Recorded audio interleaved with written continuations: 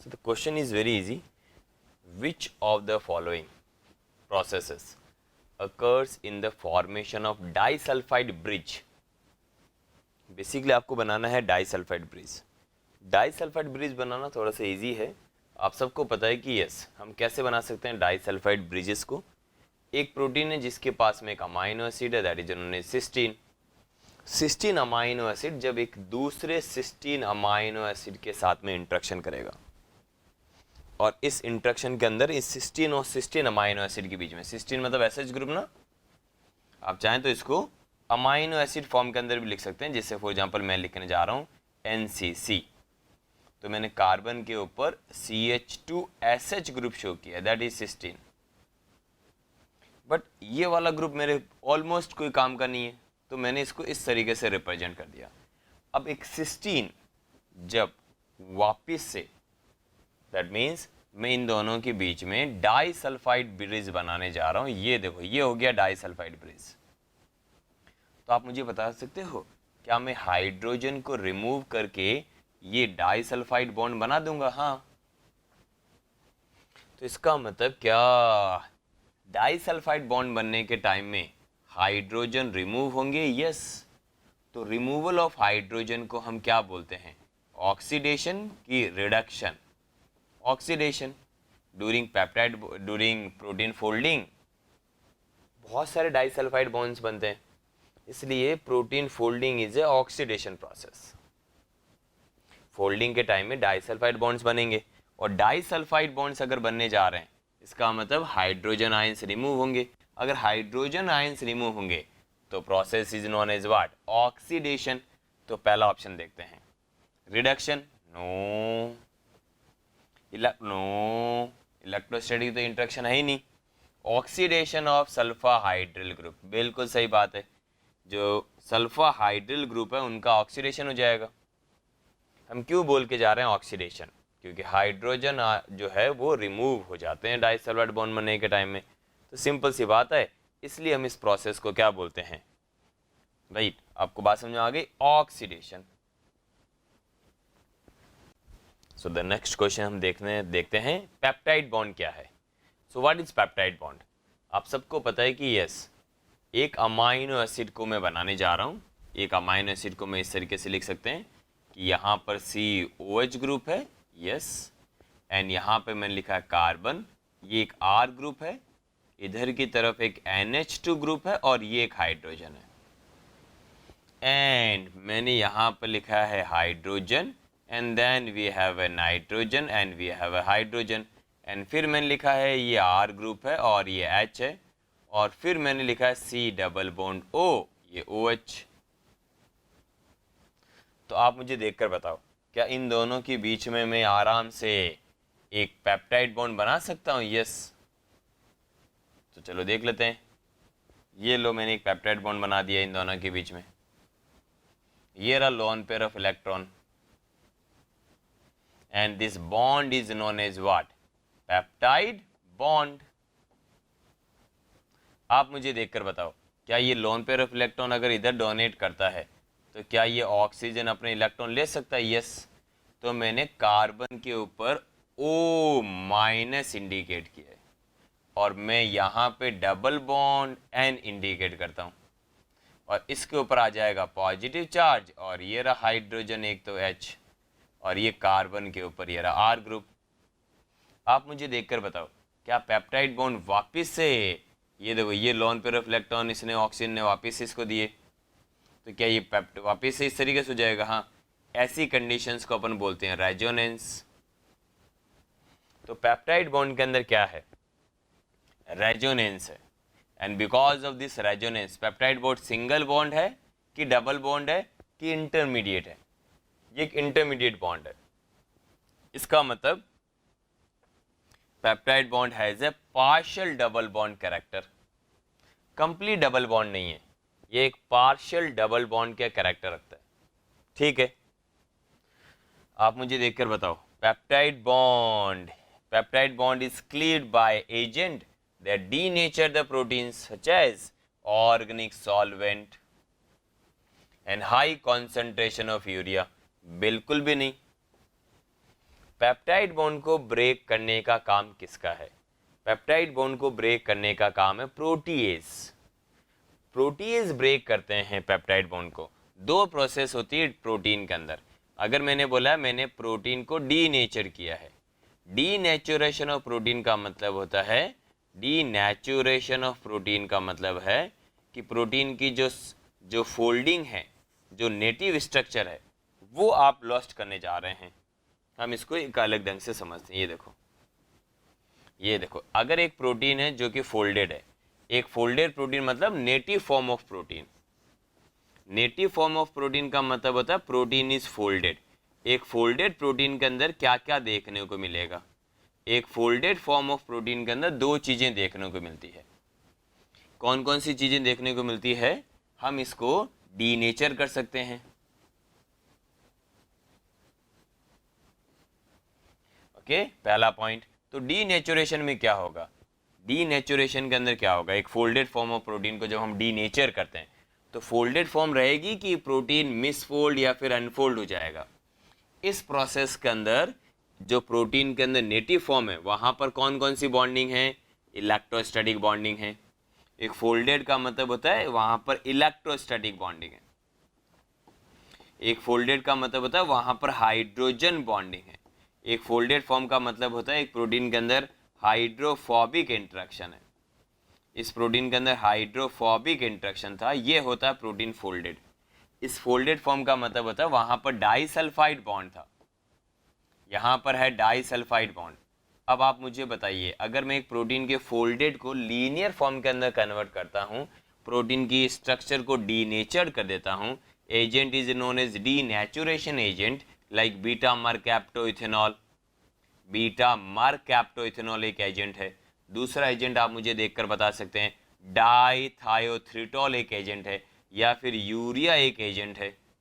इस तरीके से बहुत सारे ऐसे केमिकल्स हैं जो प्रोटीन को लीनियर फॉर्म में कन्वर्ट करते हैं, डीनेचर करते हैं, बट वो कभी भी प्रोटीन को फ्रैगमेंटेड नहीं करते हैं। नेटिव फॉर्म ऑफ प्रोटीन को अगर मैंने डिग्रेड कर दिया है, यह है डिग्रेडेशन। डिग्रेड करने का मतलब है आपने उसको फ्रैगमेंटेड कर दिया है। फ्रैगमेंट करने का मतलब है आप प्रोटीन्स को small small small small peptides के अंदर क्लीव्ड करने जा रहे हैं। तो आपने प्रोटीन को यहाँ पर कर दिया क्लीव। क्लीव करने के लिए, आप प्रोटीन को डिग्रेड करने के लिए, फ्रैगमेंटेड करने के लिए हम एक एंजाइम काम में लेकर आएंगे जिसका नाम है प्रोटीएज और पेप्टिडेज। तो प्रोटीएज पेप्टाइड बॉन्ड ब्रेक करता है। अगर हम इस क्वेश्चन के अंदर देखते हैं तो ये लिखा हुआ है, देखो, it is cleaved, peptide bond is cleaved by agent that denature the protein. No, denaturation is very different from the degradation. तो पहली बात उसने डीनेचुरेशन यूज किया, फिर वो बोल के जा रहा है कि ऑर्गेनिक सॉल्वेंट। ऑर्गेनिक सॉल्वेंट तो प्रोटीन के पेप्टाइड बॉन्ड को ब्रेक नहीं करेंगे। वो तो एग्जैक्टली कौन से बॉन्ड को ब्रेक करते हैं आप खुद देख सकते हैं। उन्होंने पेप्टाइड बॉन्ड ब्रेक किया है? नो, उन्होंने पेप्टाइड बॉन्ड ब्रेक नहीं किया है। ये देखो, उन्होंने बॉन्ड को ब्रेक किया इलेक्ट्रोस्टैटिक को, हाइड्रोजन बॉन्डिंग को, हाइड्रोफोबिक को, वंडर वॉल को उन्होंने ब्रेक किया है। Okay, very good. इसका मतलब ये तो रॉन्ग ही हो गया, हाई कंसंट्रेशन ऑफ यूरिया नहीं। ओके, पेप्टाइड बॉन्ड, अब देखते हैं, peptide bond is stable to the heating in the strong acid. बिल्कुल भी नहीं। ओके, अच्छा सॉरी, बिल्कुल, बहुत ज़्यादा आप हीट देते हो पेप्टाइड बॉन्ड को, ओके, तब वो स्टेबल है, नो डाउट। बट अगर आप एसिडिक मीडियम के अंदर अगर उसको आप हीट देते हैं इन एसिडिक मीडियम, तब भी नो डाउट पेप्टाइड बॉन्ड बहुत स्टेबल है। Peptide bond is very stable, highly stable even in the heating system. Okay, तो peptide bond is ionize at physiological pH. Ionization के बारे में हम बात ही नहीं कर सकते, ये भी रॉन्ग स्टेटमेंट है। ओके, ये रॉन्ग स्टेटमेंट अपन क्यों बोल के जा रहे हैं? क्योंकि ऐसा नहीं कि peptide bond is very highly stable, sorry, not ionize. Ionization का कोई टेंशन नहीं है फिजियोलॉजिकल पीएच के साथ में। फिजियोलॉजिकल पीएच में आयोनाइजेशन हम किसके बारे में बात करेंगे? आर ग्रुप के बारे में बात करेंगे। ओके, क्या वाकई पेप्टाइड बॉन्ड बहुत स्ट्रांग है? पेप्टाइड बॉन्ड बहुत स्ट्रांग है, बट अगर हम इसको और टेम्परेचर देते हैं, बहुत ज़्यादा टेम्परेचर देते हैं, तब इतना भी स्टेबल नहीं है कि वो इनफाइनाइट टेम्परेचर तक सस्टेन कर सके या फिर वेरी हाई टेम्परेचर तक सस्टेन कर सके। हाँ, स्ट्रॉन्ग एसिडिक मीडियम में देते हैं तब डेफिनेटली पेप्टाइड बॉन्ड क्लीव्ड हो जाएगा, तो स्टेबिलिटी इज लॉस्ट। स्टेबिलिटी यहाँ पे रहेगी कि वो भी ख़त्म हो जाएगी, डेफिनेटली वो भी ख़त्म हो जाएगी। तो सिर्फ मेरे पास में एक ही ऑप्शन बचता है, that is a, peptide bond has a partial double bond character. इसके पास में कौन सा डबल बॉन्ड का कैरेक्टर है? पार्शियल डबल बॉन्ड कैरेक्टर है। और पेप्टाइड बॉन्ड को हम बहुत इजी वे में क्लीव कर सकते हैं। यस, ये तो वैसे भी डीनेचुरेशन वाला पॉइंट ही गलत हो गया, राइट। इसका फिजियोलॉजिकल पीएच के साथ में आयोनाइजेशन का कोई पॉइंट ही नहीं है। और ये स्टेबल है? नहीं, अनस्टेबल है। स्टेबिलिटी होती है नो डाउट, पेप्टाइड बॉन्ड बहुत स्ट्रांग बॉन्ड है। ओके, हीट देने पे नॉर्मल अगर आपने 100 टेम्परेचर दिया तब भी पेप्टाइड बॉन्ड ब्रेक नहीं होगा। ओके, हाँ, 40 के ऊपर प्रोटीन डीनेचर हो जाएगा, 45 के ऊपर नो डाउट प्रोटीन डीनेचर हो जाएंगे,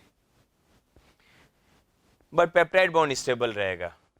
लेकिन अगर आप और हीट देते हैं इन एसिडिक सॉल्यूशन और एसिडिक मीडियम, तब पेप्टाइड बॉन्ड भी क्लीव्ड होगा। ओके, यही रीजन है कि जब हमें पेप्टाइड बॉन्ड ब्रेक करना होता है, राइट, तो स्टमक के अंदर हम पीएच को क्या करते हैं बताइए? Low pH means in high acidic medium it's become very easy to break the peptide bond. Okay, heat देने की भी जरूरत नहीं है क्योंकि हमने पीएच को क्या कर दिया बताओ? एसिडिक। इसलिए प्रोटीएज, इसलिए स्टमक के अंदर सबसे ज़्यादा प्रोटीन का डाइजेशन होता है, प्रोटीन फ्रैगमेंटेटेड हो जाता है, प्रोटीन फ्रैगमेंटेशन होता है, प्रोटीन क्लीव्ड होता है। What the point? तो अगर आप मेरे से पूछेंगे peptide bond has a partial double bond character, simple point. So the next is which of the following reagent would be most useful? कौन सा सबसे यूजफुल है in determining the end terminal amino acid of polypeptide? So एक polypeptide chain के अंदर suppose मेरे पास में एक अमाइनो एसिड्स हैं जो कि एंड टर्मिनल पे होगा, एंड एक और अमाइनो एसिड है जो कि मैं बोल सकता हूँ सी टर्मिनल के ऊपर है।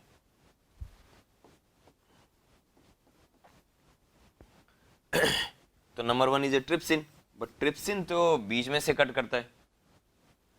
ट्रिप्सिन एक एंजाइम है जो एंडोपेप्टिडेज है। एंडोपेप्टिडेज कौन होते हैं? एंडोपेप्टिडेज वो प्रोटीएज हैं जो बीच में से ब्रेक करते हैं पेप्टिडेज।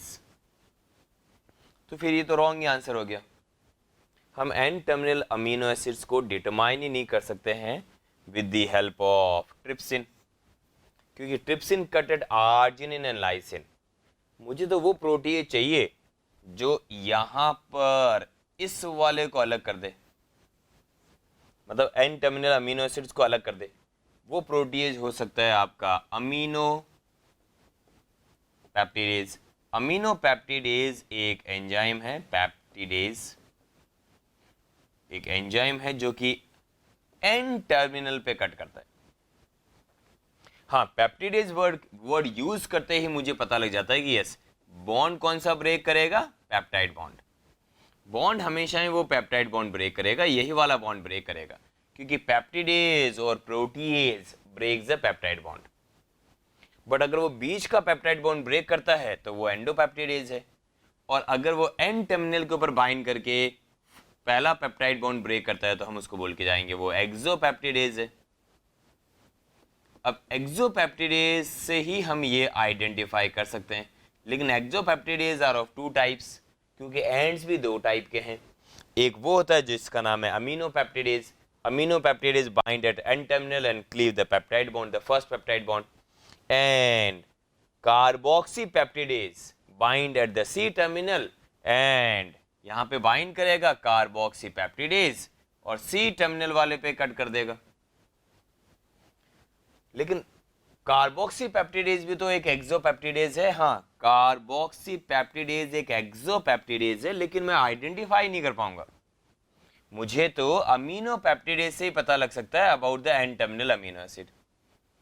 क्या मैं cyanogen bromide again break the methionine amino acid, जिसका मतलब है सपोज एंडोपेप्टिडेज ही है।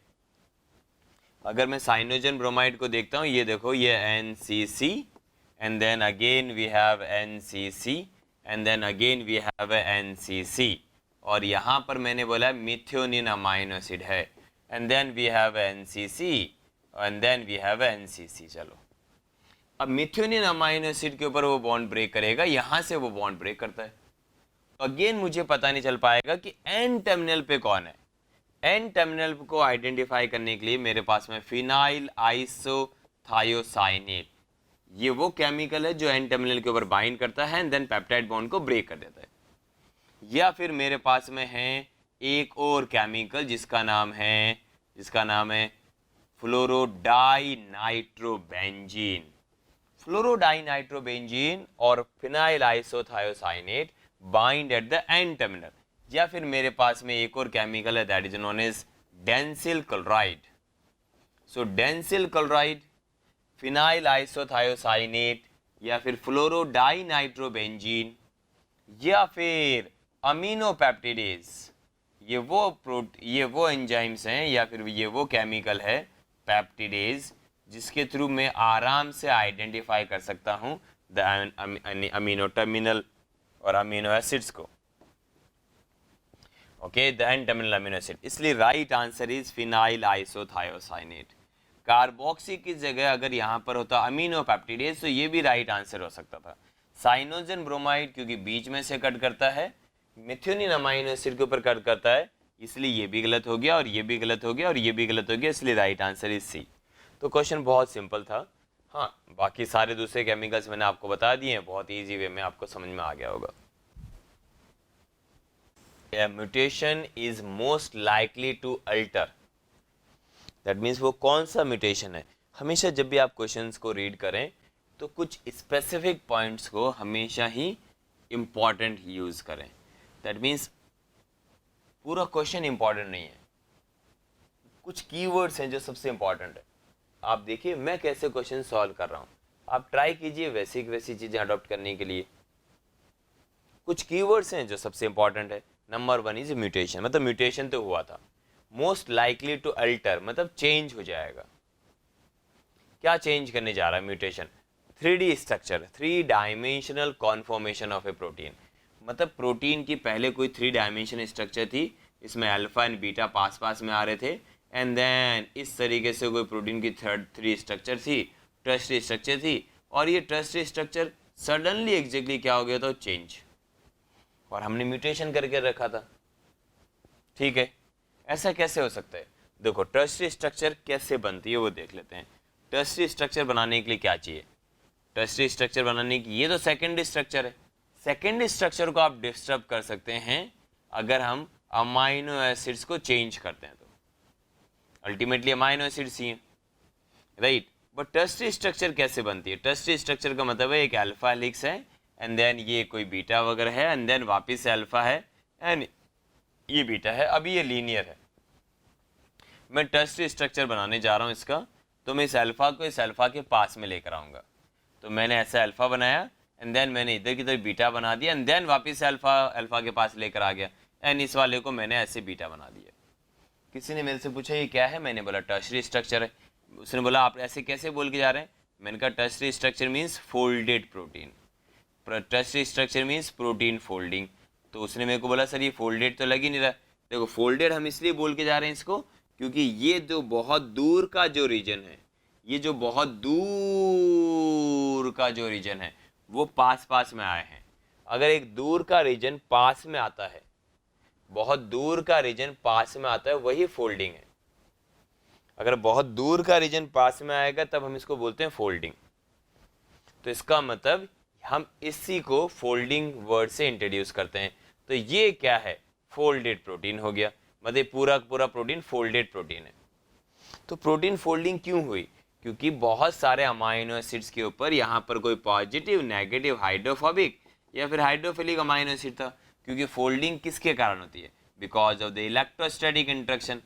because of the hydrogen bonding, because of the van der Waals interaction, and because of what? Hydrophobic interaction. R group का mainly role है protein folding के अंदर। तो folding word जब भी आपके दिमाग में आएगा आप हमेशा बोलेंगे फोल्डिंग मतलब होती है टर्शरी स्ट्रक्चर। ओके, तो हम देख लेते हैं क्वेश्चंस के अंदर। तो ये फोल्डिंग अल्टर कैसे हो सकती है? जब आप सब्स्टिट्यूट करने जा रहे हैं, there is a substitution of hydrophobic amino acid. The hydrophobic amino acid is replace by hydrophilic amino acid. एकदम सही बात है, ये स्टेटमेंट इज राइट। आप हाइड्रोफिलिक, क्योंकि अब हाइड्रोफोबिक की जगह कौन आ गया? तो फिलिक आ गए। Okay, hydrophobic is replace by hydrophilic, या रिवर्स भी कर सकते हो। तो hydrophobic amino acid normally buried होते हैं। बरीड का मतलब होता है वो सेंटर में रहेंगे। अब सेंटर में हाइड्रोफोबिक कैसे रहेगा? क्योंकि वो तो हाइड्रोफिलिक के अंदर कन्वर्ट हो गया। तो जो पहले एग्जैक्टली सेंटर में थे प्रोटीन फोल्डिंग के टाइम में जो पहले ऐसे सेंटर में थे, सेंटर में यहाँ पे, अब वो सरफेस पे आ जाएंगे। तो चेंज होगा या नहीं चेंज होगा? कन्फर्मली चेंज हो जाएगा। इसका मतलब ये स्टेटमेंट राइट है। देखो, valine is substituted by the leucine, कोई फर्क नहीं पड़ेगा, वैलिन भी हाइड्रोफोबिक है।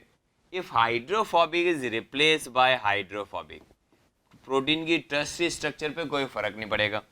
ये देखो, अगर positive is replace bye positive, protein की टर्शरी स्ट्रक्चर पे कोई फर्क नहीं पड़ेगा, मतलब बहुत ही कम फर्क पड़ेगा।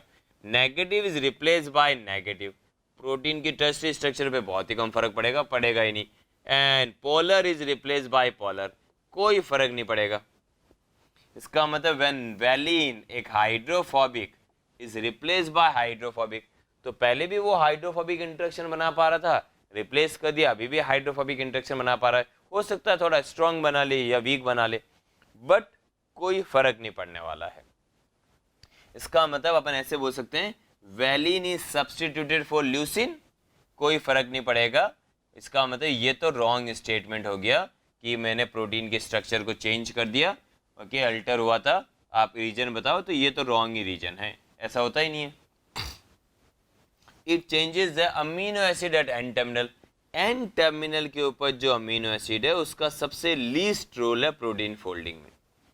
एन टर्मिनल के ऊपर जो फर्स्ट अमाइनो एसिड है वो कम इन्वॉल्व होता है, क्योंकि वो तो वेरी फर्स्ट अमाइनो एसिड है, वो नॉर्मली वो एक्सपोज ही होता है। ओके, सो इसका मतलब एन टर्मिनल को अगर अपन चेंज करते हैं तब भी कोई फर्क नहीं पड़ने वाला। It places proline in the middle of the alpha helix, alpha helix के अंदर अगर हमने बीच के अंदर प्रोलीन इंट्रोड्यूस कर दिया तो अल्फा हेलिक्स की स्ट्रक्चर चेंज हो जाएगी, हेलिक्स डिस्टर्ब हो जाएगा, मतलब सेकेंडरी स्ट्रक्चर डिस्टर्ब हो जाएगी, अल्फा हेलिक्स डिस्टर्ब हो जाएगी। बिकॉज अल्फा हेलिक्स अगर हम प्रोलीन इंट्रोड्यूस करते हैं तो proline is a helix breaker, so proline helix को ब्रेक कर देगा। अल्फा हेलिक्स जो कंटिन्यूएशन के अंदर आ रही थी वो ब्रेक हो जाएगी। But what about tertiary structure? Tertiary structure के ऊपर क्या फर्क पड़ेगा? सेकेंडरी स्ट्रक्चर डिस्टर्ब हो जाएगी, इसमें कोई डाउट नहीं है, but tertiary structure is not the secondary structure, ये सेकेंडरी स्ट्रक्चर है। ओके, दो इस सेकेंडरी जब दूसरी सेकेंडरी के पास में आएगा और तीसरी सेकेंडरी के पास में आएगा, फिर चौथी सेकेंडरी के पास में आएगा, तब टर्शरी बनेगी। और ये पास में लाने के लिए आर ग्रुप का रोल है, और ये आर ग्रुप के अगर पॉजिटिव चार्ज वाला है तब वो नेगेटिव वाले के साथ इंटरेक्शन करेगा। आर ग्रुप अगर हाइड्रोफोबिक है तो वो हाइड्रोफोबिक के साथ इंटरेक्शन करेगा। तो यहाँ पर प्रोलीन का हेलिक्स ब्रेकिंग में तो रोल है, बट टर्शरी स्ट्रक्चर में रोल नहीं है, इसलिए ये भी रॉन्ग स्टेटमेंट हो गया, ये भी रॉन्ग हो गया और ये भी रॉन्ग हो गया। Right statement is A. Got the point? So right statement is A. So which of the following statement is correct? कौन सा स्टेटमेंट बेसिकली करेक्ट है? We have to identify the correct statement. चलो देखते हैं। Right, first correct statement देखते हैं। The alpha helix alpha helix is a second structure, can be composed of, alpha helix is made up of, इस तरीके से compose of more than one polypeptide chain, that is a blunder. ये तो मतलब तो statement ही blunder वाला है। इसने क्या बोला है, अल्फा हेलिक्स बना हो सकता है एक से ज्यादा पॉलीपेप्टाइड चेन का, ऐसा होता ही नहीं है। हाँ, ऐसे अपन बोल सकते हैं एक पॉलीपेप्टाइड चेन के अंदर एक से ज्यादा अल्फा हेलिक्स हो सकते हैं। जैसे वो एग्जांपल, इस पॉलीपेप्टाइड चेन के अंदर 1 2 3 अल्फा हेलिक्स है, बट एक अल्फा हेलिक्स के अंदर एक से ज्यादा पॉलीपेप्टाइड चेन हो, ये तो ज्यादा हो जाएगा ना। देखो, the alpha helix can be composed of okay more than one polypeptide chain, ये राइट स्टेटमेंट था। The polypeptide chain, okay, the polypeptide chain can be composed of more than one alpha helix, yes, ये तो right हो सकता था, but ये तो wrong statement हो गया। आपको तो करेक्ट आइडेंटिफाई करना है, ये तो रॉन्ग स्टेटमेंट है, आपको तो करेक्ट आइडेंटिफाई करना है। हम दूसरा स्टेटमेंट देख लेते हैं, बीटा शीट्स एग्जिस्ट। एक बीटा शीट है जो कि एंटी पैरेलल फॉर्म के अंदर रहती है, ओनली तो नहीं रहती है। बीटा तो एग्जैक्टली दो फॉर्म के अंदर एग्जिस्ट करती है। अगर हम बीटा स्ट्रक्चर को बनाने जाते हैं, ये देखो, ये एक NCC है, फिर मैं लिखा है NCC, फिर मैं लिखने जा रहा हूँ NCC, फिर मैं लिखने जा रहा हूँ NCC।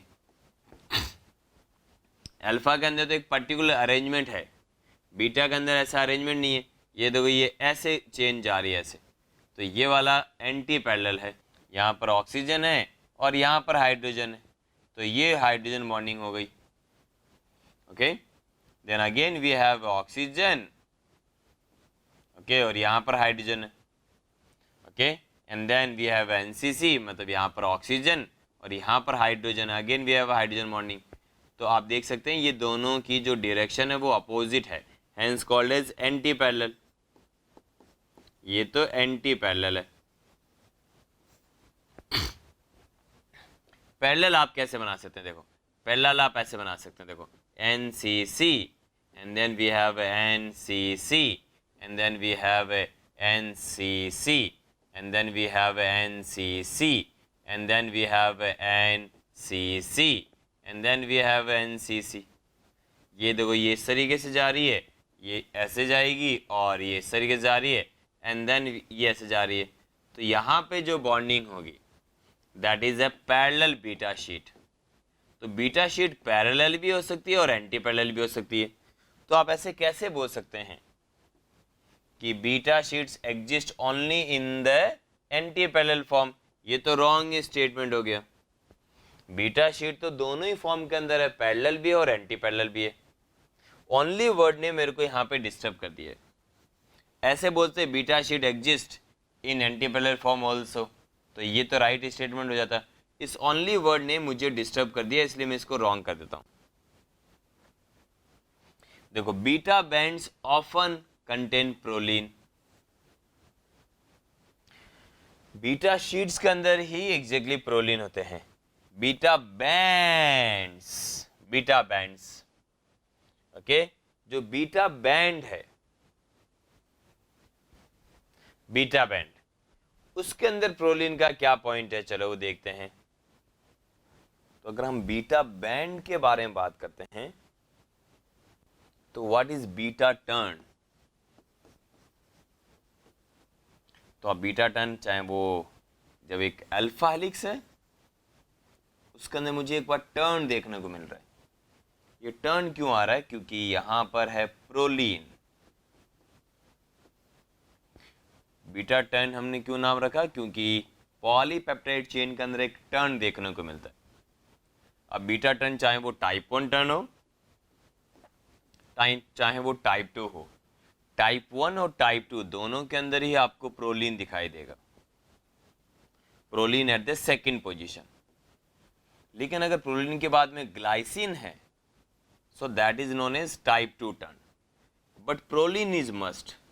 प्रोलिन क्या अल्फा हेलिक्स की चेन को कंटिन्यू करता है या फिर हेलिक्स ब्रेकर है? So basically proline is a helix breaker. ये हेलिक्स को ब्रेक कर देता है। हेलिक्स को ब्रेक करने के कारण हम इसको बोल के जाते हैं ये टर्न प्रोड्यूस करके जा रहा है। इसलिए बीटा टर्न दो टाइप्स के होते हैं। तो अगर हम क्वेश्चन में देखते हैं वापस से, statement is correct, beta bands और turn often contain proline, right statement है, एब्सोल्युटली राइट है ये। And what about motifs? Motifs are not the secondary structure. Motifs क्या है? Motifs are the tertiary structure of proteins. Motifs protein folding में बनते हैं। So protein folding के time में जब एक अल्फा हेलिक्स दूसरे अल्फा हेलिक्स के पास में आता है तब मोटिव बनता है, या फिर एक अल्फा हेलिक्स ओके एक बीटा शीट के पास में आता है तब एग्जैक्टली मोटिव बनता है। So motif is alpha and alpha, alpha and beta, और beta and beta. So that means more than one secondary structure formed motifs. Motive का मतलब यही है कि एक से ज़्यादा सेकेंडरी स्ट्रक्चर्स होने चाहिए। So alpha and alpha they form motif, beta and beta they form motif, beta beta beta beta is motif, alpha beta alpha beta alpha is motif, alpha alpha alpha alpha is motif, alpha beta beta alpha is motif. So अगर मैं पूछता हूँ आप सबसे तो ये वाला statement कैसा है? Motifs are the type of secondary structure? No. So कितना करेक्ट स्टेटमेंट कौन सा है? Correct statement is C only. Motif is not a type of secondary structure. Right answer यहां क्या जाएगा? राइट आंसर यहां जाएगा C. So beta bands often contain proline. So next is which one of the following? So that means कुछ हमारे पास statement होगा about protein structure is correct, so we have to identify the correct statement. ठीक है, correct statement तो हम बहुत easy way में identify कर सकते हैं। ओके, करेक्ट स्टेटमेंट तो हम बहुत इजी वे में आइडेंटिफाई कर सकते हैं। देखते हैं फिर पहला स्टेटमेंट देखते हैं। Protein consisting of one polypeptide, एक पॉलीपेप्टाइड है, कैन हैव क्वाटनरी स्ट्रक्चर है? इसे इम्पॉसिबल। अगर एक ही पॉलीपेप्टाइड चेन है, ये एक पॉलीपेप्टाइड चेन है देखो, तो उसके अंदर मैक्सिमम जो स्ट्रक्चर आएगी, मतलब जो हाईएस्ट लेवल की जो स्ट्रक्चर आएगी, that is a tertiary structure, not the quaternary structure. Quaternary structure protein तभी बनाएगा जब उसके पास में एक से ज्यादा पॉलीपेप्टाइड चेन हो, राइट। से फॉर एग्जांपल हीमोग्लोबिन, हीमोग्लोबिन आपको क्वाटनरी स्ट्रक्चर के अंदर दिखाई दे रहा है क्योंकि हीमोग्लोबिन के अंदर more than one polypeptide chain है। Hemoglobin is alpha 2 beta 2। So hemoglobin is made up of 2 alpha and 2 beta chain. तो अगर 2 alpha chain and 2 beta chain होगी तब हीमोग्लोबिन बनेगा। तो एक से ज्यादा पॉलीपेप्टाइड चेन है, more than one polypeptide chain, yes. So एक पॉलीपेप्टाइड चेन किस फॉर्म में रहती है? एक पॉलीपेप्टाइड चेन रहेगी टर्शियरी स्ट्रक्चर के अंदर, दूसरी पॉलीपेप्टाइड चेन टर्शियरी के अंदर। सो एक टर्शियरी स्ट्रक्चर जब दूसरे टर्शियरी स्ट्रक्चर के साथ में कंबाइन करता है, एक फोल्डेड प्रोटीन जब दूसरे फोल्डेड प्रोटीन के साथ में कंबाइन करेगा, तो दैट मीन्स एक अल्फा एक पॉलीपेप्टाइड चेन और दूसरे पॉलीपेप्टाइड चेन के साथ में, दूसरे पॉलीपेप्टाइड चेन के बीच में जब hydrogen bonding, hydrophobic interaction, van der Waals, disulphide bonding and hydrophilic interaction, electrostatic interaction, ये सब होंगे तब क्वाटरनरी स्ट्रक्चर बनेगी। मायोग्लोबिन के अंदर सिर्फ मोनोमेरिक होता है, तो इसका मतलब एक ही सब यूनिट्स होती है। तो जो सब यूनिट जिसके पास सिर्फ एक ही हो, उसके अंदर highest structure is a tertiary structure. लेकिन अगर एक प्रोटीन बोल के जा रहा है कि मैं मल्टीमेरिक हूँ, एक मल्टीमेरिक प्रोटीन के अंदर जो हाईएस्ट स्ट्रक्चर है वो कैसी है? वो क्वाटरनरी स्ट्रक्चर है। Multimeric protein means quaternary structure, hemoglobin means quaternary structure, myoglobin means monomeric, so tertiary structure. So protein consisting of one polypeptide can have quaternary structure, it is a wrong. Okay, the formation of disulfide bond, second statement देखते हैं.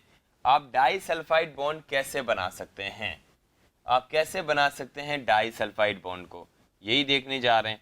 कैसे आप बोल सकते हो कि एक protein के अंदर डाइसल्फाइड बॉन्डिंग होती है. ओके, आप ये लाइन कैसे बोल सकते हो कि एक प्रोटीन के अंदर होती है डाइसल्फाइड बॉन्डिंग. ओके, आप ये लाइन कैसे बोल सकते हैं कि एक प्रोटीन के अंदर है डाइसल्फाइड बॉन्डिंग. प्रोटीन की डाइसल्फाइड बॉन्डिंग के लिए क्या चाहिए बताइए.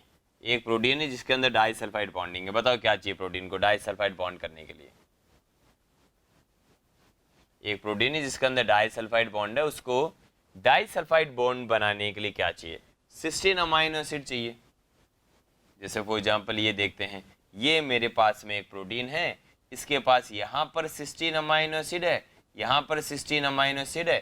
ड्यूरिंग प्रोटीन फोल्डिंग ये दोनों सिस्टीन के सिस्टीन पास पास में आएंगे और इन दोनों सिस्टीन अमाइनो एसिड के बीच में डाइसल्फाइड बॉन्ड बन जाएगा.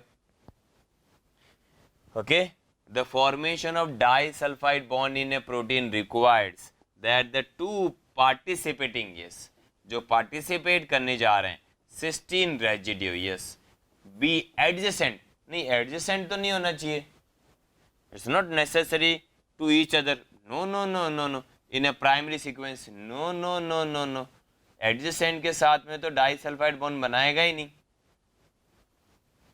ओके, एडजेसेंट के साथ में तो डाइसल्फाइड बॉन्ड ही नहीं बनेगा, तो ये वाला स्टेटमेंट भी रॉन्ग हो गया. हाँ, एडजेसेंट वर्ड नहीं आता तो मुझे कोई दिक्कत नहीं थी, बट इस एडजेसेंट वर्ड के कारण ही गड़बड़ हो गई. चलो देख लेते हैं. The stability of quaternary structure, stability of quaternary structure is depends upon the hydrophobic interaction, depend upon the hydrogen bonding, depend upon the electrostatic bonding, depend upon the van der Waal interaction, depend upon the covalent bonding, that is disulfide bonding. इन सारे factor के ऊपर dependent है. The stability of the quaternary structure in a protein is mainly due to covalent bonding. No. So that is again a wrong statement. Okay, the formation of the information required for the correct folding. ये देखो, ये protein की एक sequence है N terminal से C terminal, और इस sequence के अंदर ही सब कुछ इंफॉर्मेशन है कि प्रोटीन कैसे फोल्ड होगा, करेक्टली कैसे फोल्ड होगा, contain in the specific sequence of amino acid along the polypeptide chain. This is the right statement, right answer is the D, क्योंकि प्राइमरी स्ट्रक्चर ही सब कुछ डिटरमाइन करके जाएगी. प्राइमरी स्ट्रक्चर से ही हम आइडेंटिफाई कर पाएंगे कि यस ये प्रोटीन की सेकेंडरी होगी, और इसी तरीके से हम प्रोटीन की टर्शियरी स्ट्रक्चर को भी चेंज कर सकते हैं. इसका मतलब अगर हम प्रोटीन का प्राइमरी स्ट्रक्चर चेंज करते हैं बाय म्यूटेशन, तो आप मान के चलो प्रोटीन की टर्शियरी स्ट्रक्चर भी चेंज हो जाएगी. इसका मतलब राइट स्टेटमेंट है डी.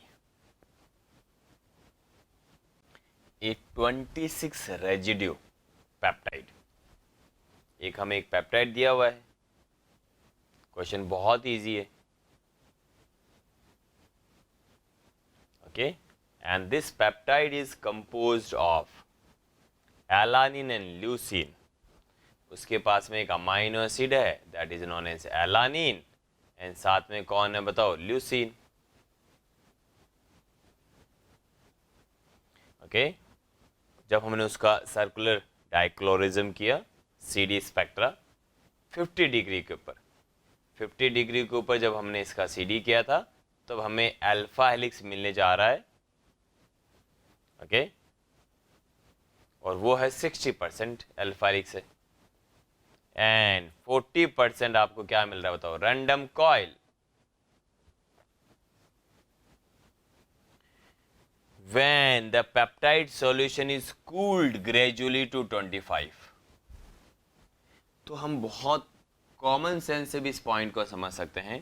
पहले तो इन शॉर्ट आपको मैं CD पढ़ा देता हूँ। CD बेसिकली एक टेक्निक है जो हमें प्रोटीन के अंदर DNA में भी सेकेंडरी स्ट्रक्चर प्रिडिक्ट करने में हेल्प करती है, राइट। तो हमें सेकेंडरी स्ट्रक्चर बहुत इजी वे में समझ आता है कि इस प्रोटीन के अंदर कितनी सेकेंडरी स्ट्रक्चर है। दैट मीन्स प्रोटीन के अंदर अल्फा है या फिर प्रोटीन के अंदर कितना अल्फा है और कितना बीटा शीट है। ये CD का मेन काम होता है। और आप सबको ये बात पता है कि जैसे से मैं प्रोटीन को हीट देता हूँ तो अल्फा हेलिक्स स्ट्रक्चर लॉस होगी और प्रोटीन के अंदर रैंडम कॉइल मीन्स वो प्रोटीन अल्फा हेलिक्स तो धीरे धीरे धीरे धीरे रैंडम कॉइल के अंदर कन्वर्ट हो जाएगा। लेकिन अगर 40% रैंडम कॉइल है एट 50 टेम्परेचर, तो अगर मैं टेम्परेचर को और कम करता हूँ, तो टेम्परेचर कम करते हैं तो क्या अल्फा हेलिक्स बढ़ेगा? यस। और रैंडम कॉइल क्या होगा? रैंडम कॉइल कम हो जाएगा। इसके अंदर बहुत सारा जो क्वेश्चंस है, मतलब ये वाला क्वेश्चन थोड़ा सा इजी हो गया। यहाँ पर CD का इंफॉर्मेशन इज नॉट रिक्वायर्ड। तो अगर आप CD पढ़ना चाह रहे हैं तो आपको सिर्फ गूगल मतलब यहीं पे आपको टाइप करना रहेगा सर्कुलर डाइक्लोरिज्म, आपको कोई ना कोई क्वेश्चन में CD डिटेल में पढ़ने को मिल जाएगा। बट अगर आप इसके अंदर ये चाह रहे हैं कि अपन इस पर डिटेल में CD देखें तो रिक्वायरमेंट नहीं है, क्योंकि बिना CD के अपन बता सकते हैं। देखो CD spectra are recorded at the different temperature, क्योंकि अगर मैं टेम्परेचर कम करता हूँ तो मुझे पता है कि अल्फा बढ़ेगा और रैंडम कॉइल कम होगा। The helical content will decrease, no. The percentage of helical content will increase, yes. And random coil conformation will decrease, इसलिए right answer is B. So which of the following is the most appropriate statement regarding folded proteins?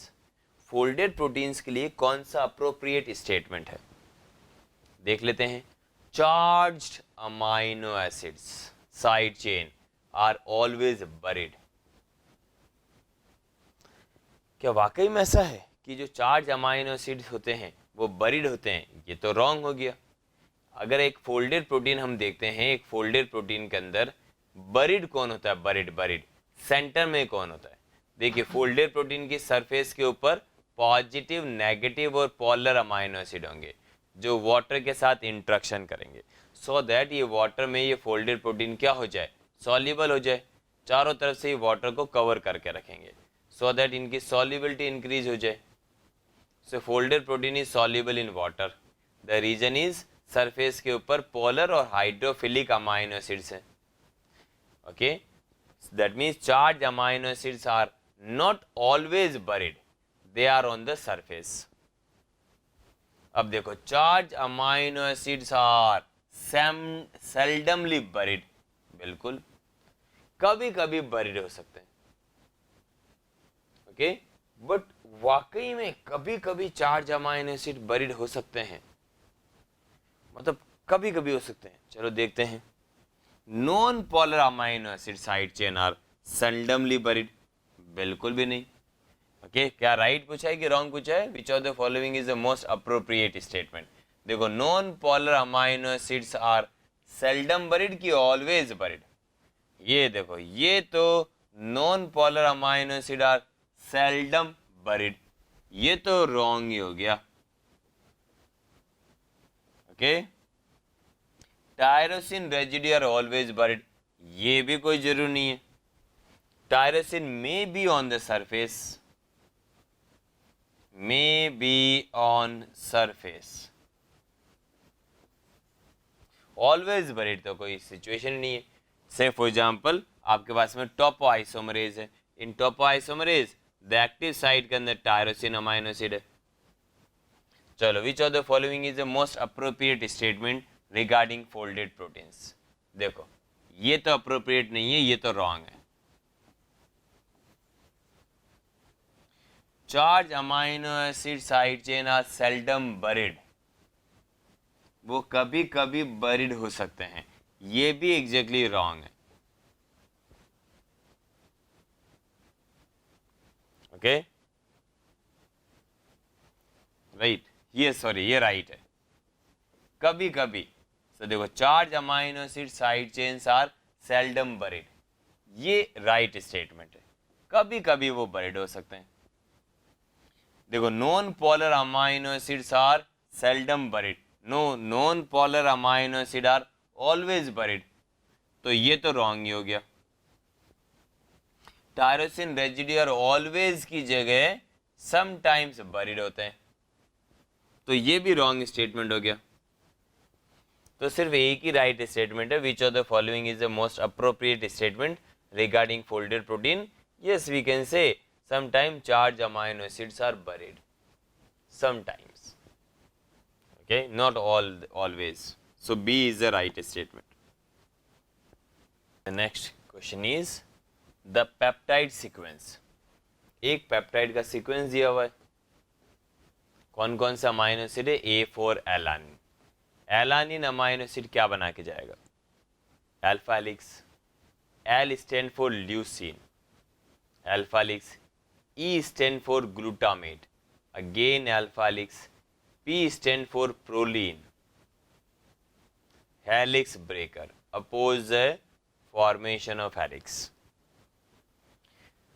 T stand for tyrosine, again W tryptophan, F stand for phenylalanine, E stand for glutamate, okay अब आप देख के बताओ, यहाँ पे कहीं पे भी पी नहीं है, could not form any an alpha helix, ये तो हो ही नहीं सकता।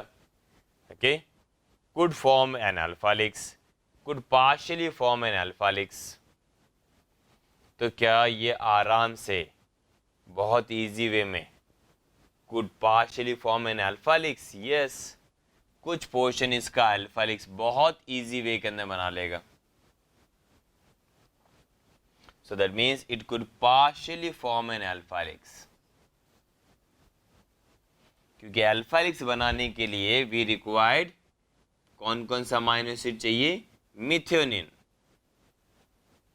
Okay, and then glutamate, leucine, alanine, lysine.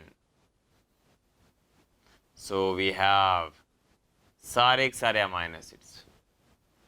सो बहुत इजी वे के अंदर ये बना लेगा। ई स्टैंड फॉर ग्लूटामीन, तो ग्लूटामीन भी है, okay. D stand for glutamate, तो बहुत अच्छी तरीके से ग्लूटामीन, सो बहुत अच्छे तरीके से ये अल्फा हेलिक्स बना लेगा।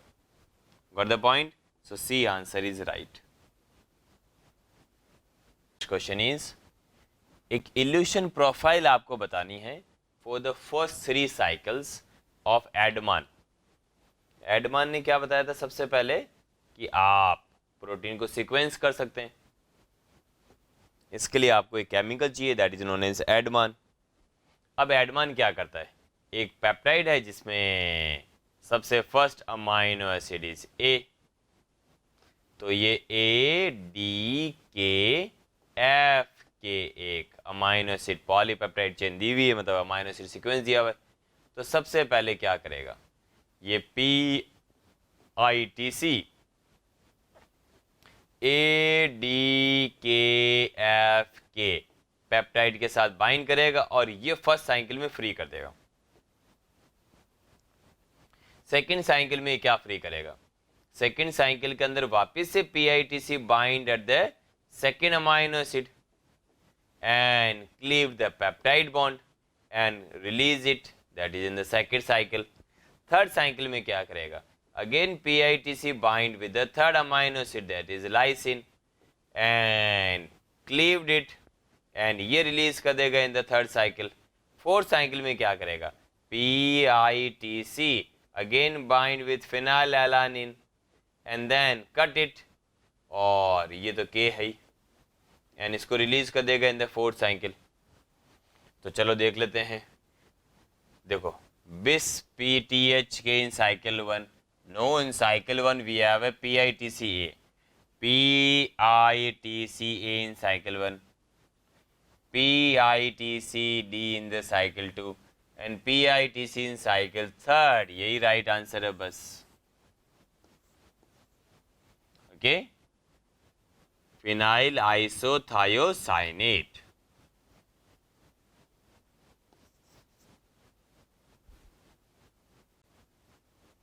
So which of the following amino acid could be served as a best buffer at pH 7? pH 7 के ऊपर कौन सा बेस्ट बफर है? ओके, फिजियोलॉजिकल pH है pH 7 और इसके ऊपर बेस्ट बफर सिस्टम की तरह काम करता है histidine.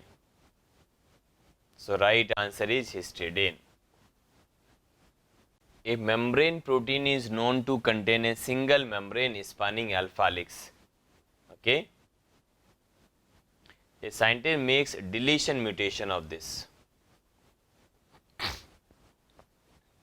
protein by reducing the length of the alpha helix. आप सबको पता है कि एक मेम्ब्रेन के अंदर अल्फा हेलिक्स रह सकता है, ओनली अल्फा हेलिक्स.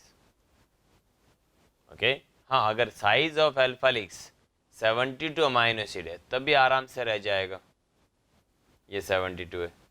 बट एक मिनिमम साइज क्या होनी चाहिए? Minimum size is 18 amino acid. अगर 18 अमाइनो एसिड से कम है तब वो मेम्ब्रेन में एग्जिस्ट ही नहीं कर पाएगा. So what would be the minimum length of alpha helix? That is 18. Alpha helix in a protein is primarily due to, alpha helix के अंदर जो हाइड्रोजन बॉन्डिंग है वो विद इन अल्फा हेलिक्स है. So that means intramolecular hydrogen bonding है. C double bond O इसी alpha helix के NH के साथ में इंटरेक्शन करता है. सो अल्फा हेलिक्स के अंदर क्या है? Intramolecular hydrogen bond. Alpha helix example नहीं इंटरमॉलिक्यूलर का. अल्फा हेलिक्स के अंदर वंडरवॉल इंटरेक्शन तो है बट वो बहुत ही लीस्ट रोल प्ले करके जा रहा है. कोवलेंट इंटरेक्शन बिल्कुल भी नहीं है अल्फा हेलिक्स के अंदर. So alpha helix means intramolecular hydrogen bonding. So what is the main difference between the domain and motifs? What is domain? What is domain? ये मेरे पास में एक पॉलीपेप्टाइड चेन है. So this पॉलीपेप्टाइड चेन में first amino acid 100 वाले amino acid के साथ में इंटरेक्शन कर रहा है. ये देखो, तो प्रोटीन इस तरीके से फोल्ड होने जा रहा है. First amino acid interact with 100. अगर मैं यहाँ पर कोई भी अमाइनो एसिड को देखता हूँ, से फॉर एग्जाम्पल पॉजिटिव है तो आसपास नेगेटिव होंगे, फिर वापस से आसपास पॉजिटिव आएंगे, फिर आसपास वापस से नेगेटिव आएंगे. अगर आप इस पॉजिटिव को चेंज करके नेगेटिव में कन्वर्ट कर देते हैं तो अब ये देखो, यहाँ पे जो नेगेटिव थे वो आ ही नहीं पाएंगे. तो अगर मैं इस पॉजिटिव की जगह जो 29th पोजीशन के ऊपर पॉजिटिव है, positive is replace by negative amino acid, protein ऐसे ही फोल्ड होगा कि प्रोटीन मिसफोल्ड हो जाएगा. लेकिन मैंने ऐसा बोला है कि ये फर्स्ट से लेके 40 अमाइनो एसिड है and then we have a 50 to 100. तो फर्स्ट टू 40 आपस में इंटरेक्शन कर रहे हैं. ये देखो, ये फर्स्ट से 40 आपस में इंटरेक्शन कर रहे हैं एंड यहाँ पर है 40 और ये है 40 से लेके 50 तक. ओके, फर्स्ट से 40 आपस में इंटरेक्शन कर रहे हैं. चलो, ये 40 में यहाँ से थोड़ा सा यहाँ से गायब करके यहाँ कर देता हूँ, ये लो. एंड 40 से 50 किसी के साथ इंटरेक्शन नहीं कर रहे और ये आपस में कर रहे हैं 50 to 100. अब इस यहाँ पे जो 70th अमाइनो एसिड है उसका 20th के साथ में कोई इंटरेक्शन नहीं है. तो ये क्या है? This is a independent folded part of A protein. Independent folded है. ओके, अगर मैं यहाँ म्यूटेशन करता हूँ, यहाँ पर म्यूटेशन करता हूँ, इसका स्ट्रक्चर चेंज हो जाएगा, लेकिन क्या इस वाले स्ट्रक्चर पे कोई फर्क पड़ेगा? क्योंकि इसका और इसके साथ में कोई इंटरेक्शन नहीं है. So mutation in one domain does not affect the function and structure of other domain. Two domains are connected by a linear region. This linear part of the domain is known as hinge.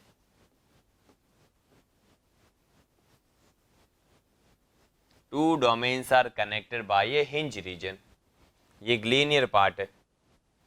Hinge के अंदर क्या होगा बताओ, hinge के अंदर क्या मिलेगा? Hinge के अंदर, hinge is rich in glycine and proline. अब बताओ what is a domain? A domain is a independent, a domain is independent folded region. Independent folded है कि कैसा बताओ? इंडिपेंडेंट फोल्डेड है। Mutation in one domain does not affect the structure and function of other domain. Two domains are connected by a hinge region. ये hinge region हो गया, बहुत ही बढ़िया। तो क्वेश्चन वापस से देख लेते हैं। डोमेन कैन रिमेन स्टेबल, सही बात है, independent of the rest of the protein, while motif can not, सही बात है। मोटिफ इंडिपेंडेंट नहीं है, मोटिफ फोल्डेड पार्ट है जो कि डिपेंडेंट है। Motif is also a tertiary structure, domain is also a tertiary structure, but motif is a super second structure. Motif means alpha and beta, they come close to each other and then form what? Motif. तो अगर mutation में यहाँ पे करता हूँ तो इसका पूरा स्ट्रक्चर चेंज हो जाएगा।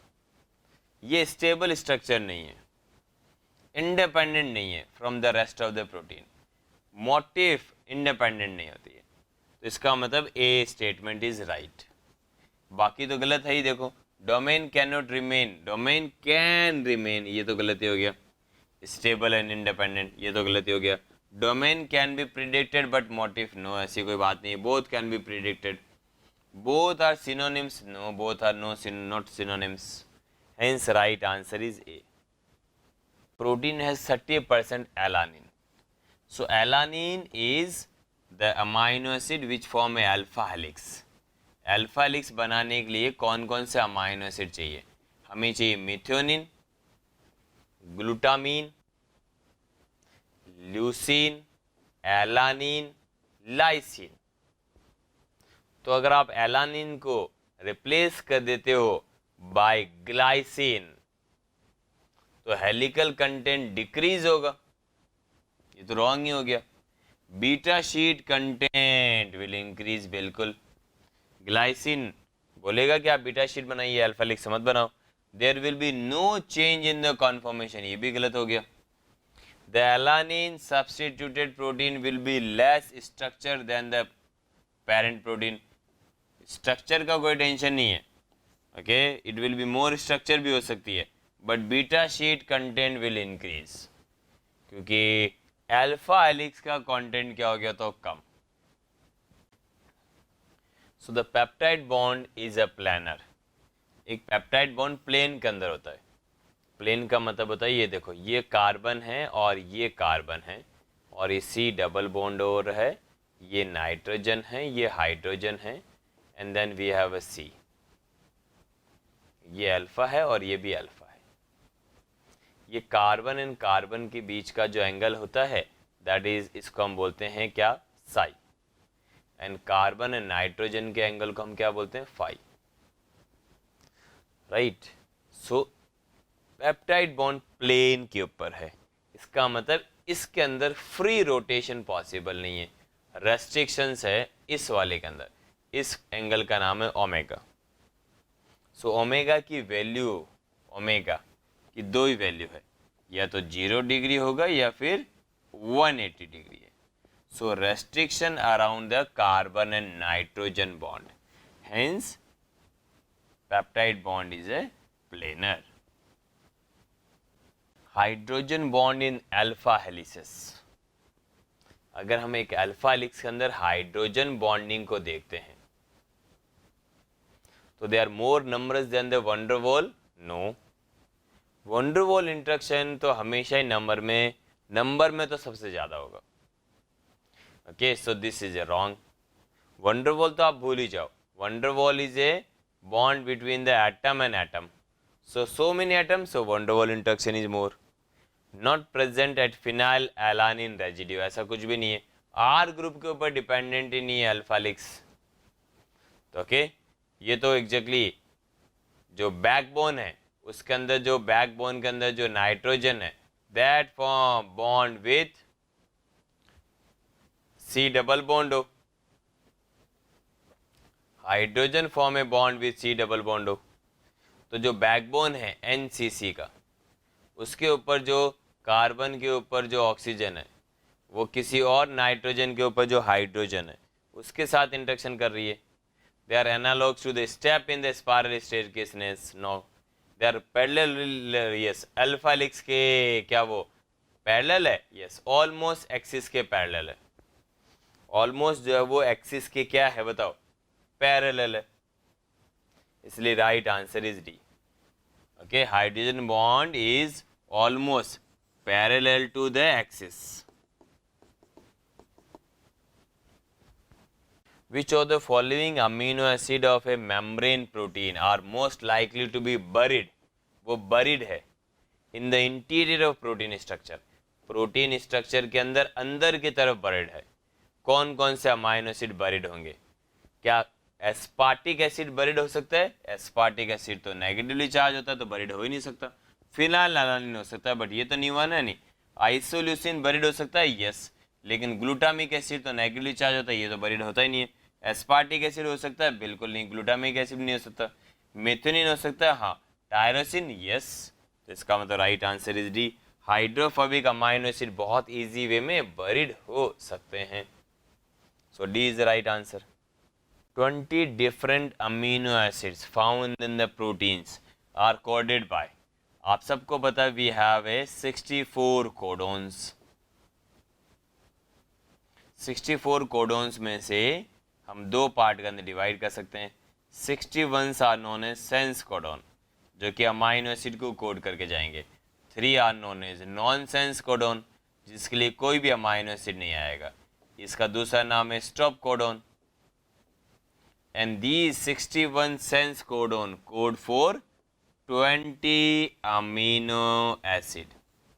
So 20 different amino acids found in the proteins are coded by 61 codons.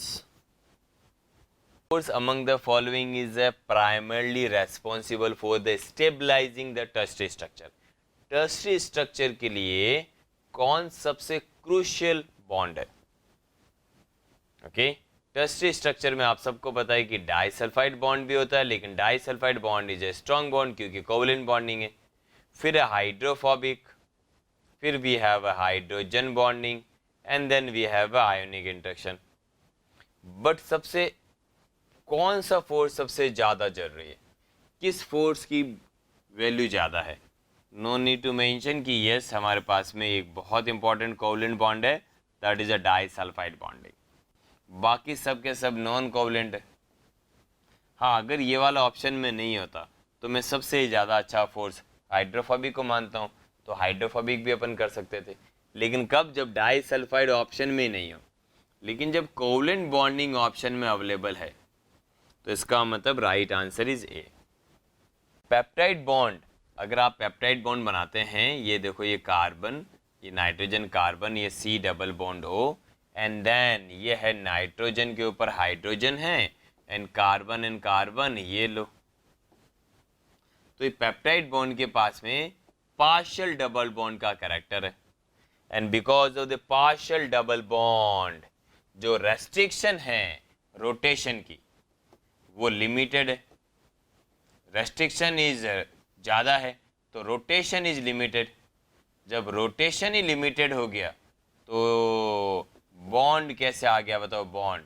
Bond is in plane, क्योंकि वो चेंज ही नहीं कर पा रहे हैं प्लेन को. और ऐसा कैसे हुआ?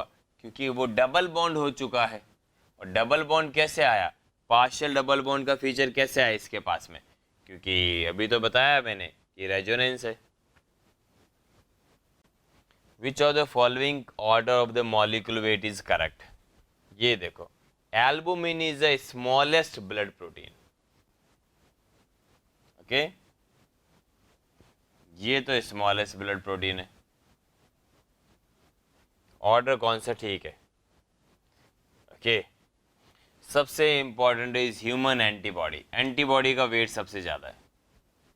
And then we have glutathione, तो बहुत ही छोटा होता है. Okay, albumin and then insulin. Yes, A is right. Okay, A is right. So a peptide bond has a partial double bond character. Yes. It is stable in the strong acid. No. Occur most commonly in the cis conformation. Trans में भी रहता है ये तो. Peptide bond is cleaved by agent that denature protein. No. Okay. So peptide bond is having a partial double bond character. A complete denaturation of protein. अगर एक folded protein है और उसके अंदर अल्फा हेलिक्स और बीटा शीट भी है और आपने इसको कंप्लीटली डीनेचर कर दिया, तो आप मुझे बता सकते हैं प्राइमरी स्ट्रक्चर तो रहेगा, लेकिन क्या सेकेंडरी और टर्सरी स्ट्रक्चर रहेगा या फिर वो लॉस्ट हो जाएंगे? डेफिनेटली सीक्वेंस आपको मिलेगा, अमाइनो एसिड इसी ऑर्डर में मिलेंगे, बट सेकेंडरी और टर्सरी स्ट्रक्चर नहीं मिलेगी. Structurally independent unit of protein is, independent unit आपको बतानी है. इंडिपेंडेंट यूनिट, इंडिपेंडेंट यूनिट का मतलब होता है domain. Domain is a independent unit of protein. Mutation in one domain does not affect the structure and function of other domain. Domain के questions आपको और देखने के लिए यहीं पर आप टाइप करो डोमेन, आपको और 2-3 एक्सप्लेनेशन मिल जाएंगे. So which residue among alanine, arginine and proline and methionine has the lowest propensity? किसकी सबसे कम टेंडेंसी है? एलानिन की बहुत ज़्यादा टेंडेंसी है, आर्जिनिन की भी बहुत ज़्यादा टेंडेंसी है, प्रोलिन की लीस्ट टेंडेंसी है. Proline is a helix breaker. Proline क्या हेलिक्स ब्रेकर है? यस. ये आपको हेलिक्स बनाने ही नहीं देगा, अल्फा हेलिक्स बनाने ही नहीं देगा, इसलिए right answer is C. A protein with mostly hydrophobic residue in the surface. Hydrophobic residue surface के ऊपर होता है, तो वो कैसा प्रोटीन है बताओ? हाइड्रोफोबिक रेजिड्यू अगर सरफेस के ऊपर है तो that protein is a fibrous protein, because globular protein के ऊपर तो हाइड्रोफोबिक रेजिड्यू सरफेस पे होगा ही नहीं. ग्लोब्यूलर प्रोटीन के अंदर तो सरफेस पे कैसे अमाइनो एसिड आएंगे? पॉजिटिव नेगेटिव वाले. पार्टनरी structure of protein means more than one polypeptide chain. एक पॉलीपेप्टाइड चेन ओके जो कि टर्सरी के अंदर है, दूसरी पॉलीपेप्टाइड चेन के साथ में. Arrangement of one protein chain in a protein with a single subunit. No. Quaternary structure means quaternary structure is applicable for multimeric protein. Multimeric protein का मतलब है उसमें एक से ज़्यादा सब यूनिट्स होनी चाहिए. Arrangement of separate protein chain in a protein molecule with more than one सब यूनिट. एक से ज़्यादा सब यूनिट्स होनी चाहिए. ओके यही राइट आंसर है. देखो arrangement of separate protein chains in a protein molecule with more than one सब unit. Arrangement of only parallel और एंटी पैरेलल बीटा शीट, ये तो होता ही नहीं है. Occurrence of the alpha helix, नहीं बिल्कुल भी नहीं. क्वाटरनरी स्ट्रक्चर का मतलब है मोर देन वन सेकेंड, मतलब मोर देन वन पॉलीपेप्टाइड. जैसे फॉर एग्जांपल ये एक पॉलीपेप्टाइड चेन है जिसमें प्रोटीन है, जिसमें अल्फा हेलिक्स और बीटा शीट है, और ये पॉलीपेप्टाइड चेन अब किसी और पॉलीपेप्टाइड चेन के साथ में इंटरेक्शन कर रही है. ये देखो ये भी एक दूसरी पॉलीपेप्टाइड चेन है. तो अभी ग्रीन और ब्लू के बीच में जब हाइड्रोजन बॉन्डिंग इलेक्ट्रोस्टैटिक वंडरवॉल बनेगा तब बनता है quaternary structure. That means arrangement of separate protein chain okay in A molecule with more than one सब यूनिट्स. मल्टीमेरिक प्रोटीन के लिए एप्लीकेबल है quaternary. So the next question is which one of the following correctly describes the expected products obtained when the polypeptide. हमें एक polypeptide chain दी हुई है, देख लेते हैं कैसी पॉलीपेप्टाइड चेन है. ओके एक पॉलीपेप्टाइड चेन को देखने में जाता क्या है? राइट हम देख लेते हैं. ओके बहुत इजी वे में देखें फिर इस पॉलीपेप्टाइड चेन को. गुड.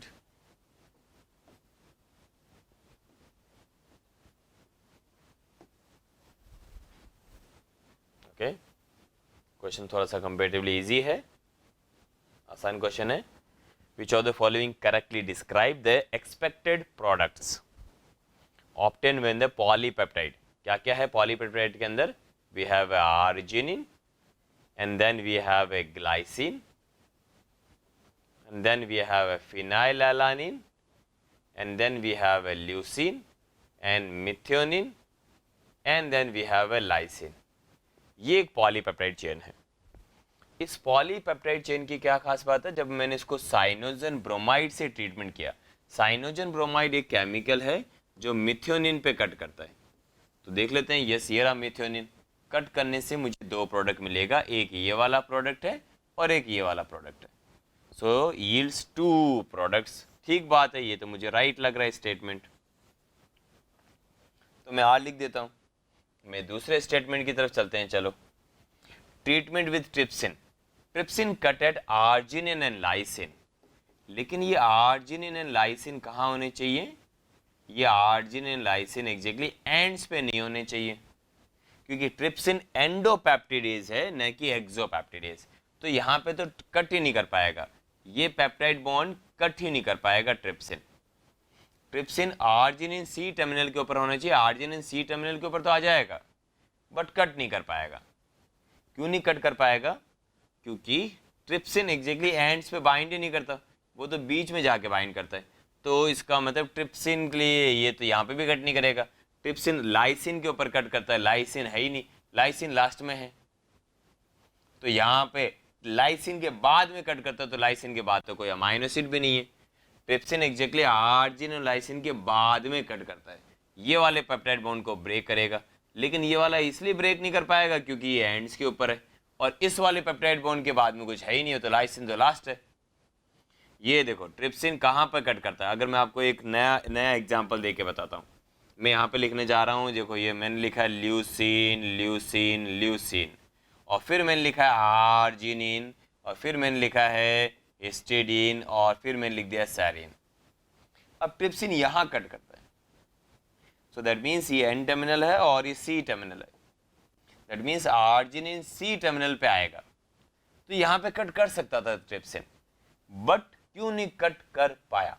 क्योंकि ट्रिप्सिन एक एंडोपेप्टिडेज है। सो इसलिए 3 प्रोडक्ट्स हो, क्या यहाँ पे तो एक ही प्रोडक्ट नहीं मिलेगा, इसलिए ये वाला स्टेटमेंट तो हो गया रॉन्ग। डब्ल्यू लिख लेंगे अपन रॉन्ग के लिए। ठीक है, नेक्स्ट स्टेटमेंट देखते हैं। मुझे लग रहा है कि पहला आंसर मुझे राइट मिल चुका है। हाँ, treatment with phenyl isothiocyanate. So phenyl isothiocyanate binds with N terminal, cleave this, फिर again binds, cleave this, again bind, cleave this, again यहाँ पे ल्यूसिन के साथ जाके बाइंड करेगा, cleave this, methionine, cleave this. Okay, followed by the acid modification yields 3 products. 3 products नहीं मिलेंगे आपको, प्रोडक्ट मिलेगा first phenyl PITC with arginine, ये प्रोडक्ट है। अब वो PITC ग्लाइसिन से बाइंड करेगा और इसको कट कर देगा, तो second product is PITC glycine, third product is PITC phenylalanine, fourth product यहाँ बाइंड करेगा PITC and then we have leucine, यहाँ बाइंड करेगा, fifth product is PITC and then we have methionine, and then six product is PITC with lysine. तो ये तो गलत ही हो गया। Okay, so treatment with phenyl isothiocyanate followed by the acid modification yield 3 products. No, ये भी wrong statement है। 3 प्रोडक्ट्स कहाँ मिल रहे हैं? हमें तो मुझे लग रहा है ज्यादा प्रोडक्ट्स मिल रहे हैं, right. Treatment with urea gives 3 products. Urea denature करता है न कि डिग्रेड। 2 वर्ड हैं, एक है degradation of protein. Degradation of protein मतलब प्रोटीन को आपको फ्रैगमेंटेड करना है, ये काम प्रोटीएज का है, ये काम साइनोजन ब्रोमाइड का है, ये काम डेंसिल क्लोराइड का है, फिनाइल आइसोथायोसाइनेट का है, ये काम फ्लोरोडाइनाइट्रोबेंजीन का है।